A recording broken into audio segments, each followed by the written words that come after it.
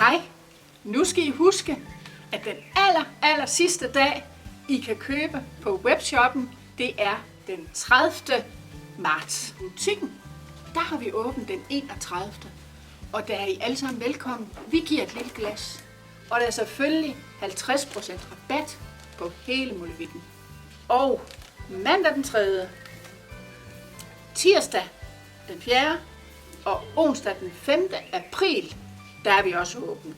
Og til et vældigt oprydningssalg. Og det betyder også, at nu er det tid for mig til at sige farvel. Ikke kun for mig, men også hele teamet her. Tusind tak til I kunder for at gøre vores verden mere farverig og kreativ.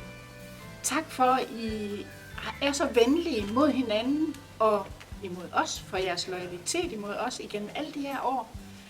Vi har haft en fantastisk rejse gennem de mange år. Det vil både mit team og jeg sige rigtig mange tak for. Og jeg vil også gerne sige tak til alle vores forretningspartnere for at være dygtige til at rådgive os og hjælpe os.